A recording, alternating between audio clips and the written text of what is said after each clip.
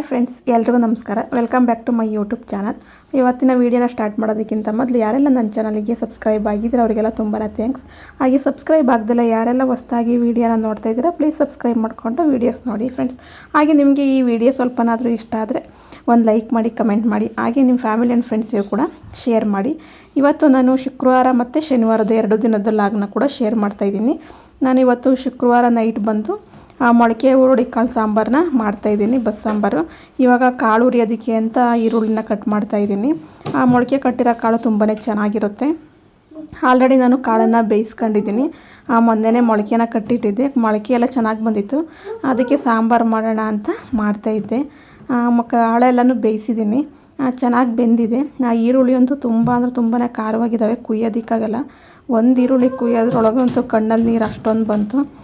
ಈರುಳ್ಳಿ ಮತ್ತು ಹಸಿಮೆಣ್ಸಿನ್ಕಾಯಿ ಎಲ್ಲನೂ ಕಟ್ ಮಾಡಿದ್ದೀನಿ ಕಾಳು ಹುರಿಯೋದಕ್ಕೆ. ಈರುಳ್ಳಿ ಎಲ್ಲನೂ ಹಾಕಿದರೆ ಕಾಳಿಗೆ ತುಂಬಾ ಚೆನ್ನಾಗಿರುತ್ತೆ. ಇವಾಗ ಸಾಂಬಾರು ಮಾಡೋದಕ್ಕೆ ನಾನು ಬಸ್ಸಾರು ಮಾಡುವಾಗ ನಾನು ಯಾವಾಗಲೂ ಇದೇ ರೀತಿಯೇ ಹುರ್ಕೊಂತೀನಿ, ಚೆನ್ನಾಗಿರುತ್ತೆ. ಅದಕ್ಕೆ ಬಂದು ಒಂದು ಸ್ವಲ್ಪ ಕೊಬ್ಬರಿ ಹಾಕಿದ್ದೀನಿ, ಕಾಯಿ ಇರಲಿಲ್ಲ, ಅದಕ್ಕೋಸ್ಕರ ಸ್ವಲ್ಪ ಕೊಬ್ಬರಿನ ಹಾಕಿದ್ದೀನಿ. ಕೊಬ್ಬರಿ, ಹಸಿಮೆಣ್ಸಿನ್ಕಾಯಿ, ಜೀರಿಗೆ, ಬೆಳ್ಳುಳ್ಳಿ, ಮೆಣಸು, ಒಂದೆರಡು ಲವಂಗ ಮತ್ತು ಒಂದು ಸ್ವಲ್ಪ ಧನಿಯಾ ಪುಡಿ ಅಲ್ಲ, ಧನಿಯಾ ಬೀಜನ ಸೇರಿಸಿದ್ದೀನಿ. ಇಷ್ಟನ್ನು ಸೇರಿಸಿ ಹುರಿದಿಟ್ಟಿದ್ದೀನಿ ರುಬ್ಬೋದಕ್ಕೆ ಅಂತ. ತುಂಬಾ ಚೆನ್ನಾಗಿರುತ್ತೆ. ಇವಾಗ ಕಾಳು ಹುರಿಯೋದಕ್ಕೆ ಅಂತ ಈರುಳ್ಳಿ ಮತ್ತು ಕರಿಬೇವಿನ ಸೊಪ್ಪನ್ನ ಹಾಕಿ ಕಾಳು ಹುರ್ಕೊತಾ ಇದ್ದೀನಿ. ಇದಕ್ಕೆ ಸ್ವಲ್ಪ ರುಚಿಗೆ ಎಷ್ಟು ಬೇಕಷ್ಟನ್ನು ಉಪ್ಪನ್ನ ನೋಡಿ ಸೇರಿಸ್ಬೇಕು. ಏಕೆಂದರೆ ಕಾಳನ್ನ ಬೇಯಿಸುವಾಗ ನಾವು ಸ್ವಲ್ಪ ಉಪ್ಪನ್ನು ಸೇರಿಸಿರ್ತೀವಿ, ಅದಕ್ಕೋಸ್ಕರನೇ ಅದನ್ನು ಸ್ವಲ್ಪ ನೋಡಿ ಉಪ್ಪನ್ನ ಹಾಕ್ಬೇಕು. ಕಾಳಿಗೆ ಉಪ್ಪು ಜಾಸ್ತಿ ಆದರೆ ತಿನ್ನೋದಕ್ಕಾಗಲ್ಲ, ಅದಕ್ಕೋಸ್ಕರನೇ ನಾವು ಕಾಳು ಬೇಯಿಸುವಾಗ ಆಲ್ರೆಡಿ ಹಾಕಿರ್ತೀವಿ. ಇಲ್ಲಿ ಸ್ವಲ್ಪ ಕಡಿಮೆನೇ ಹಾಕಬೇಕು, ಕಡಿಮೆ ಹಾಕಿದ್ರೆ ತುಂಬಾ ಚೆನ್ನಾಗಿರುತ್ತೆ. ಹಾಗೆ ನಾನು ಅಲ್ಲಿ ಸಾಂಬಾರಿಗೆ ಏನು ಬೇಕೋ ಅದನ್ನ ಹುರಿದಿದ್ಮೇಲೆ ಅದೆಲ್ಲ ಹಾರಿದೆ, ಅದನ್ನ ಮಿಕ್ಸಿ ಜಾರಿಗೆ ಹಾಕಿದ್ದೀನಿ. ಇವಾಗ ಈರುಳ್ಳಿ ಎಲ್ಲ ಚೆನ್ನಾಗಿ ಬಾಡಿತ್ತಲ್ಲ, ಅದಕ್ಕೆ ಇವಾಗ ಕಾಳನ್ನ ಹಾಕ್ತಾಯಿದ್ದೀನಿ. ನನ್ನ ಮಗ ನೋಡಿ ಅಲ್ಲೇ ಇದ್ದಾನೆ, ಏನು ಮಾಡ್ತಿದ್ರು ಬಿಡೋದೇ ಇಲ್ಲ, ಕಿತಾಪತಿ ಮಾಡ್ತಾನೆ ಇರ್ತಾನೆ. ಫೋನ್ನ ಟ್ರೈಪೋಡಿಗೆ ಹಾಕಿಲ್ಲ, ಅವನಿಗೆ ಕೈ ಸಿಗ್ದಂಗೆ ಈ ಕಡೆ ಸೈಡಲ್ಲಿ ಇಟ್ಟಿದ್ದೀನಿ. ಇವಾಗ ರುಬ್ಬಿದ್ದೀನಿ, ಎಲ್ಲ ರುಬ್ಬಿದ್ನಲ್ಲ ಅದನ್ನು ಒಂದು ಪಾತ್ರೆಗೆ ಹಾಕಿದ್ದೀನಿ. ಅದನ್ನು ಚೆನ್ನಾಗಿ ಮಿಕ್ಸ್ ಮಾಡಬೇಕು. ಮಿಕ್ಸ್ ಮಾಡಿ ಅದಕ್ಕೆ ನಾವು ಏನು ನೀರನ್ನ ಬಸ್ತಿಟ್ಟಿದ್ವಿ, ಕಾಳಿಂದು ನೀರನ್ನ ಅದಕ್ಕೆ ಸೇರಿಸ್ಬಿಟ್ಟು ಚೆನ್ನಾಗಿ ಕುದಿ ಬರೋವರೆಗೂ ಕೂಡ ಬೇಯಿಸಬೇಕು. ಚೆನ್ನಾಗಿ ಹಸಿ ಸ್ಮೆಲ್ಲು ಹೋಗೋವರೆಗೂ ಕೂಡ ಚೆನ್ನಾಗಿ ಬೇಯಿಸಬೇಕು. ಇಲ್ಲಾಂದರೆ ಇದಕ್ಕೆ ನಾವು ಡೈರೆಕ್ಟಾಗಿ ಒಗ್ಗರಣೆ ಹಾಕಿ, ಒಗ್ಗರಣೆಗೆ ಸ್ವಲ್ಪ ಬೆಳ್ಳುಳ್ಳಿ ಹಾಕಿ, ಆಮೇಲೆ ಅದಕ್ಕೆ ಖಾರನ ರುಬ್ಬಿರ್ತೀವಲ್ಲ ಅದನ್ನು ಹಾಕಿ ಕುದಿಸಿದ ಮೇಲೆ ಇದನ್ನು ಕಾಳನ್ನ ಏನು ಬೇಯಿಸಿರೋ ನೀರು ಇರುತ್ತಲ್ಲ ಅದನ್ನು ಹಾಕಿದರೂ ಕೂಡ ಚೆನ್ನಾಗಿರುತ್ತೆ. ನಾನಿಲ್ಲಿ ಆ ಥರ ಮಾಡ್ತಾಯಿಲ್ಲ, ಬೆಳ್ಳುಳ್ಳಿನ ಸ್ವಲ್ಪ ಕಡಿಮೆನೇ ಹಾಕಿದ್ದೀನಿ. ಏನಕ್ಕೆ ಅಂದರೆ ಇವಾಗೆಲ್ಲ ಬೇಸಿಗೆ ಅಲ್ವಾ, ತುಂಬಾ ಹೀಟು ಜಾಸ್ತಿ, ಅದಕ್ಕೋಸ್ಕರನೇ ಸ್ವಲ್ಪ ಬೆಳ್ಳುಳ್ಳಿ ಎಲ್ಲನೂ ಕಡಿಮೆನೇ ಹಾಕಿದ್ದೀನಿ. ಒಗ್ಗರಣೆಗೇನು ಬೆಳ್ಳುಳ್ಳಿ ಹಾಕಿಲ್ಲ ನೋಡಿ. ಇವಾಗ ಚೆನ್ನಾಗಿ ಕುದೀತೈತೆ. ಇವಾಗ ನಮಗೆ ಉಪ್ಪು ನೋಡಿ ಎಷ್ಟು ಬೇಕೋ ಅಷ್ಟು ನೋಡಿ ಸೇರಿಸಿದ್ರೆ ಆಯಿತು. ಇವಾಗ ನಾನು ಸಪ್ರೇಟಾಗಿ ಒಗ್ಗರಣೆನ ಹಾಕ್ತಾಯಿದ್ದೀನಿ. ಇಲ್ಲಿ ಬಂದು ನಾನು ಒಗ್ಗರಣೆಗೆ ಬರೀ ಏನೂ ಹಾಕ್ತಾನೆ ಇಲ್ಲ, ಸ್ವಲ್ಪ ಸಾಸಿವೆ ಹಾಕಿದ್ದೀನಿ. ಸಾಸಿವೆ ಸಿಡಿದ್ಮೇಲೆ ಕರಿಬೇವಿನ ಸೊಪ್ಪನ್ನ ಹಾಕ್ತಾಯಿದ್ದೀನಿ. ಹಸಿ ಕರಿಬೇವಿನ ಸೊಪ್ಪು ಚೆನ್ನಾಗಿರುತ್ತೆ ಸ್ಮೆಲ್ಲು ಅಂತ ಸಾಂಬಾರಿಗೆ, ಮಳ್ಳೊಳ್ಳಿ ಕಾಳು ಸಾಂಬಾರಿಗೆ, ಅದಕ್ಕೋಸ್ಕರ ನಾನು ಬರೀ ಇಲ್ಲಿ ಹಸಿ ಕರಿಬೇವಿನ ಸೊಪ್ಪು ಹಾಕ್ತಾಯಿದ್ದೀನಿ. ಬೆಳ್ಳುಳ್ಳಿ ಹಾಕಿರೋ ತುಂಬಾ ಚೆನ್ನಾಗಿರುತ್ತೆ, ಆದರೆ ಬೆಳ್ಳುಳ್ಳಿ ನಾನು ರುಬ್ಬುವಾಗೆಲ್ಲ ಸ್ವಲ್ಪ ಜಾಸ್ತಿನ ಸೇರಿಸಿ ರುಬ್ಬಿದ್ನಲ್ಲ, ಅದಕ್ಕೋಸ್ಕರ ನಾನು ಮತ್ತೇನು ಬೆಳ್ಳುಳ್ಳಿ ಹಾಕೋಕ್ಕೆ ಹೋಗಲಿಲ್ಲ. ಹಸಿ ಕರಿಬೇವಿನ ಸೊಪ್ಪು ಒಗ್ಗರಣೆ ಹಾಕಿದರೆ ಇನ್ನೂ ತುಂಬಾ ಚೆನ್ನಾಗಿ ಬರುತ್ತೆ, ಸ್ವಲ್ಪ ಡಿಫ್ರೆಂಟಾಗಿ ಬರುತ್ತೆ ಅಂತ ನಾನು ಈ ಥರ ಮಾಡ್ತಾಯಿದ್ದೀನಿ.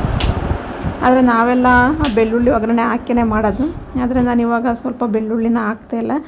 ಬೆಳ್ಳುಳ್ಳಿ ರೇಟು ಕೂಡ ತುಂಬಾ ಜಾಸ್ತಿ ಆಗಿದೆ, ಅದಕ್ಕೋಸ್ಕರ ಸಾಂಬಾರಿಗೆ ರುಬ್ಬಕ್ಕೆ ಹಾಕಿದರೆ ಸಾಕು ಅಂತ ಬೆಳ್ಳುಳ್ಳಿ ರುಬ್ಬೋದಕ್ಕೆ ಮಾತ್ರ ಸೇರಿಸಿದ್ದೀನಿ. ಮಳ್ಳೊಳ್ಳಿ ಕಾಳು ಸಾಂಬಾರು ತುಂಬ ಅಂದರೆ ತುಂಬಾ ಚೆನ್ನಾಗಿರುತ್ತೆ ಮುದ್ದೆಗಂತೂ. ಇವಾಗ ಅದಕ್ಕೆ ಸೇರಿಸಿ ಒಂದು ಕುದಿನ ಬರ್ಸಿದ್ರೆ ಸಾಕು, ಸಾಂಬಾರು ರೆಡಿಯಾಗುತ್ತೆ. ಅದು ಚೆನ್ನಾಗಿ ಕುದ್ಮೇಲೆ ನಾವು ಅದಕ್ಕೊಂದು ಸ್ವಲ್ಪ ಕೊತ್ತಂಬರಿನ ಸೇರಿಸಿದ್ರೆ ಸರಿ ಹೋಗುತ್ತೆ. ಕೊತ್ತಂಬರಿನ ಹಾಕಲೇಬೇಕು ಅಂತ ಏನಿಲ್ಲ, ಕೊತ್ತಂಬರಿ ಹಾಕಿಲ್ಲ ಅಂದರೂ ಕೂಡ ಸಾಂಬಾರು ತುಂಬ ಅಂದರೆ ತುಂಬಾ ಟೇಸ್ಟ್ ಬರುತ್ತೆ. ಕೊತ್ತಂಬರಿ ಹಾಕಿದರೂ ಚೆನ್ನಾಗಿರುತ್ತೆ. ಇವಾಗ ನಾನು ಈ ಕಡೆ ಮುದ್ದೆಗೆ ಇಟ್ಟಿದ್ದೀನಿ. ಮುದ್ದೆ ಎಲ್ಲ ನೀರಾಗಿ ಏನು ತೋರಿಸ್ತಾ ಇಲ್ಲ, ಮಾಮೂಲಿ ಎಲ್ಲರೂ ಮಾಡೋ ರೀತಿಯಲ್ಲೇ ನಾನು ಮಾಡ್ತಾಯಿದ್ದೀನಿ. ಒಂದು ಪಾತ್ರೆಗೆ ನೀರಿಟ್ಟು ಅದು ಕುದಿ ಬರುತ್ತಲ್ಲ ಸ್ವಲ್ಪ, ಆವಾಗ ನಾವು ಸ್ವಲ್ಪ ನೀರು ಹಾಕ್ತೀವಿ. ನಾವು ಈ ಥರನೇ ಮಾಡೋದು, ನಾವು ಬಾಣಲೆಲೂ ಮಾಡೋದಿಲ್ಲ, ಕುಕ್ಕರ್ನಲ್ಲೂ ಮಾಡೋದಿಲ್ಲ. ನಾವು ಸಪ್ರೇಟಾಗಿ ಮುದ್ದೆಗೆ ಅಂತ ಒಂದು ತಪ್ಪಲಿನ ಇಟ್ಟಿರ್ತೀವಿ, ಆ ತಪ್ಪಲಿಂದಲೇ ನಾವು ಮುದ್ದೆ ಮಾಡೋದು ಯಾವಾಗಲೂ. ಇವಾಗ ಸ್ವಲ್ಪ ಹಸಿಟ್ಟು ಹಾಕಿರ್ತೀವಲ್ಲ, ಅದು ಕುದಿ ಬಂದಮೇಲೆ ಅದಕ್ಕೆ ನಾವು ಹಸಿಟ್ಟನ್ನ ಸೇರಿಸ್ಬೇಕು. ನೀರು ಎಷ್ಟು ಹಾಕಿರ್ತೀವಿ ಆ ಮೆಜರ್ಮೆಂಟಲ್ಲಿ ನೋಡಿ ನಾವು ಹಸಿಟ್ಟನ್ನ ಸೇರಿಸ್ಬೇಕು. ಅದು ಹಸಿಟ್ಟು ಅಷ್ಟೇ ಗಂಟು ಬೀಳ್ದಂಗೆ ನೋಡ್ಕೊಂಡು ಅದಕ್ಕೆ ನಾವು ಸ್ವಲ್ಪನೇ ಹಸಿಟ್ಟನ್ನ ಸೇರಿಸಿ ಚೆನ್ನಾಗಿ ಬೇಯಿಸಬೇಕು. ಚೆನ್ನಾಗಿ ಬೇಯಿಸಿದ್ರೆ ನೋಡಿ ಮುದ್ದೆ ಈ ರೀತಿ ಬರುತ್ತೆ. ಕಟ್ಟೋದಕ್ಕೆಲ್ಲ ತುಂಬ ಚೆನ್ನಾಗಿ ಬರುತ್ತೆ. ಮತ್ತು ಮುಟ್ಟಿದ್ರೂ ಅಷ್ಟೇ ಊಟ ಮಾಡುವಾಗ ಕೈಯೆಲ್ಲ ಅಂಟೋದಿಲ್ಲ. ಆ ಮುದ್ದೆ ಎಲ್ಲ ಊಟ ಮಾಡೋಣ ಅಂತ ತಟ್ಟೆಗೆಲ್ಲನೂ ಹಾಕ್ತಾಯಿದ್ದೀನಿ. ಆ ಕಾಳಿಗೆ ಕಾಯಿ ಹಾಕಬೇಕಿತ್ತು, ಆದರೆ ಕಾಯಿ ಬಂದು ಇವಾಗ ಬಿಸಿಲಿರೋದ್ರಿಂದ ನೀರೆಲ್ಲ ಕಾಯಿನಲ್ಲಿ ಎಳ್ನೀರು ಇರ್ತಲ್ಲ ಅದೆಲ್ಲ ಸೀದೋಗ್ಬಿಟ್ಟಿದೆ, ಸೀದೋಗಿ ಕೊಬ್ಬರಿ ಥರ ಆಗಿದೆ.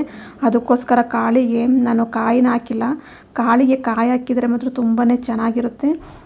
ಈಗ ಕಾಯೆಲ್ಲ ಈ ಥರ ಆಗಿದೆಯಲ್ಲ ಅಂತ ನಾನು ಅದಕ್ಕೆ ಕಾಯಿನೇನೂ ಸೇರ್ಸೋಕ್ಕೋಲ್ಲ. ಆದರೂ ಕೂಡ ಕಾಳು ತುಂಬಾ ಚೆನ್ನಾಗಿತ್ತು. ಸಾಂಬಾರು ನೋಡ್ತಿರ್ಬೋದು ಎಷ್ಟು ತಿಕ್ನೆಸ್ ತುಂಬಾ ಚೆನ್ನಾಗಿದೆ. ಇದಕ್ಕೆ ಇವಾಗ ತುಪ್ಪ ಹಾಕಿದ್ರಂತೂ ತುಂಬಾ ಚೆನ್ನಾಗಿರುತ್ತೆ. ಮೊಳಕೆ ಹುರುಳಿ ಕಾಳು ಬಸ್ಸಾರು ನಮ್ಮ ಕಡೆಯಲ್ಲ ಹಿಂಗೇ ಮಾಡೋದು. ಇದು ನೈಟು ಊಟದ್ದಾಯಿತು. ಮತ್ತು ನಾನು ಸ್ವಲ್ಪ ಸಾಂಬಾರು ಬೀಜ ಇದ್ದು ಧನಿಯಾ ಬೀಜ ಅದನ್ನು ಸ್ವಲ್ಪ ಹುರಿದ್ಬಿಟ್ಟು ಇಟ್ಕೊಳ್ಳೋಣ ಅರ್ಜೆಂಟಿಗೆ, ಆವಾಗ ಹುರ್ಕೊಳ್ಳೋದಕ್ಕಾಗಲ್ಲ ಅಂತ ಇದು ಒಂದು ಸ್ವಲ್ಪ ಸಣ್ಣ ಪುಟ್ಟ ಏನೇನು ಕೆಲಸ ಇದ್ದು ಅದನ್ನೆಲ್ಲ ಮಾಡ್ಕೊಳ್ಳೋಣ ಅಂತ ಮಾಡ್ತಾಯಿದ್ದೆ. ಸಾಂಬಾರು ಬೀಜೆಲ್ಲನೂ ಹುರಿದು ಒಂದು ಬಾಕ್ಸಿಗೆ ಹಾಕಿ ಎತ್ತಿಟ್ಕೊಂಡ್ರೆ ನಮಗೆ ಯಾವಾಗ ಬೇಕು ಆವಾಗ ಬಳಸ್ಬೋದು. ಇಲ್ಲಾಂದ್ರೆ ಆವಾಗ ಹುರಿದು ಮಾಡೋದಕ್ಕೆ ಆಗೋದಿಲ್ಲ, ಅರ್ಜೆಂಟಲ್ಲಿ ಟೈಮ್ ಆಗೋಗುತ್ತೆ. ಅದಕ್ಕೆ ಫ್ರೀ ಇದ್ದಾಗಲೇ ಇದನ್ನೆಲ್ಲ ನೀಟಾಗಿ ರೆಡಿ ಮಾಡಿ ಇಟ್ಕೊಂಡ್ರೆ ಅದರಲ್ಲೇನು ಗಲೀಜೆಲ್ಲ ಇರುತ್ತಲ್ಲ ಅದೆಲ್ಲನೂ ಕ್ಲೀನ್ ಮಾಡಿ ಅದನ್ನು ಒಂದು ಸ್ವಲ್ಪ ಹುರಿದ್ಬಿಟ್ಟು ಒಂದು ಬಾಕ್ಸಿಗೆ ಹಾಕಿ ಇಟ್ಕೊಂಡ್ರೆ ತುಂಬಾ ಚೆನ್ನಾಗಿರುತ್ತೆ. ನೋಡಿ ಮನಿ ಪ್ಲ್ಯಾಂಟೆಲ್ಲ ತುಂಬ ಚೆನ್ನಾಗಿ ಬರ್ತಾಯಿದೆ. ಇದು ಅಷ್ಟೇ, ಈ ಗಿಡನೂ ಅಷ್ಟೇ ತುಂಬಾ ಚೆನ್ನಾಗಿ ಬರ್ತಾಯಿದೆ. ಅದು ಹೆಸ್ರು ಏನು ಅಂತ ನನಗೂ ಗೊತ್ತಿಲ್ಲ. ಇದೆಲ್ಲ ಮುಗೀತು. ನೆಕ್ಸ್ಟ್ ಡೇ ಶನಿವಾರ ನಾನು ಲಾಸ್ಟ್ ವಿಡಿಯೋನು ಒಂದು ಶೇರ್ ಮಾಡಿದ್ದೆ ರಾಗಿಗುಡ್ಡದ್ದು ಪ್ರಸನ್ನ ಆಂಜನೇಯ ಸ್ವಾಮಿ ದೇವಸ್ಥಾನ ಅಂತ. ನಾವಿಲ್ಲಿ ಕಂಪಲ್ಸರಿ ಶನಿವಾರ ಹೋಗ್ತಾ ಇರ್ತೀವಿ. ಹಾಗೆ ಈ ಶನಿವಾರವನ್ನು ಕೂಡ ಹೋಗಿದ್ವಿ. ನಮ್ಮ ಜೊತೆ ನಮ್ಮ ಯಜಮಾನ್ರು ಫ್ರೆಂಡ್ಸು ಅವ್ರ ಫ್ಯಾಮಿಲಿನೂ ಕೂಡ ಬಂದಿತ್ತು. ಇದು ಪಾಪು ಬಂದು ಅವ್ರದ್ದು. ಅವನಂತೂ ತುಂಬ ಚೆನ್ನಾಗಿ ಬರ್ತಾಯಿದ್ದ ನಮ್ಮ ತಕ್ಕೆ, ನೋಡ್ತಾ ಇರ್ಬೋದು ನಗ್ತಾ ಇದ್ದಾನೆ. ನಾವು ಪ್ರತಿ ವಾರನೂ ಕೂಡ ಹೋಗ್ತಾ ಇರ್ತೀವಿ. ಈ ವಾರನೂ ಕೂಡ ಹೋಗಿದ್ವಿ. ನಮ್ಮ ಜೊತೆ ನಮ್ಮ ಮನೆಯವ್ರ ಫ್ರೆಂಡ್ಸ್ ಅವ್ರ ಫ್ಯಾಮಿಲಿನೂ ಕೂಡ ಬಂದಿತ್ತು. ಓಕೆ ಫ್ರೆಂಡ್ಸ್, ಇವತ್ತಿನ ವಿಡಿಯೋ ಇಷ್ಟೇ. ನೆಕ್ಸ್ಟ್ ವಿಡಿಯೋದಲ್ಲಿ ಸಿಗ್ತೀನಿ. ನಿಮಗೆ ಈ ವಿಡಿಯೋ ಸ್ವಲ್ಪನಾದರೂ ಇಷ್ಟ ಆದರೆ ಪ್ಲೀಸ್ ಒಂದು ಲೈಕ್ ಮಾಡಿ, ಕಮೆಂಟ್ ಮಾಡಿ, ಸಬ್ಸ್ಕ್ರೈಬ್ ಮಾಡಿಕೊಂಡು ವೀಡಿಯೋಸ್ ನೋಡಿ. ಹಾಗೆ ನಿಮ್ಮ ಫ್ಯಾಮಿಲಿ ಆ್ಯಂಡ್ ಫ್ರೆಂಡ್ಸಿಗೂ ಕೂಡ ಶೇರ್ ಮಾಡಿ. ಹಾಗೆ ನಿಮಗೆ ಯಾರಿಗಾದರೂ ಇದು ಒಂದು ಪ್ರಸನ್ನ ಆಂಜನೇಯ ಸ್ವಾಮಿ ದೇವಸ್ಥಾನ ರಾಗಿಗುಡ್ಡ ಜಯನಗರ 9th ಬ್ಲಾಕು ಯಾರಿಗಾದರೂ ಹತ್ರ ಇದ್ದರೆ ಒಂದು ಸಲ ವಿಸಿಟ್ ಮಾಡಿ. ತುಂಬ ಅಂದರೆ ತುಂಬಾ ಚೆನ್ನಾಗಿರುತ್ತೆ. ನನಗಂತೂ ಇಲ್ಲಿ ದೇವಸ್ಥಾನ ತುಂಬಾ ಇಷ್ಟವಾಯಿತು. ಏನಕ್ಕೆ ಅಂದರೆ ಇಲ್ಲಿ ಮಾತ್ರ ಯಾವುದೇ ರೀತಿಯಾದಂಥ ದುಡ್ಡು ಅನ್ನೋದು ಆ ಥರ ಏನೂ ಇಲ್ಲ. ಯಾವುದೇ ರೀತಿ ದುಡ್ಡು ವಸೂಲಿ ಮಾಡಲ್ಲ, ಏನಕ್ಕೂ ಕೂಡ ಅಷ್ಟು ಚೆನ್ನಾಗಿ ಸೇವೆನ ಮಾಡ್ತಾರೆ. ನಮ್ಮ ಹತ್ರನೂ ಅಷ್ಟೇ.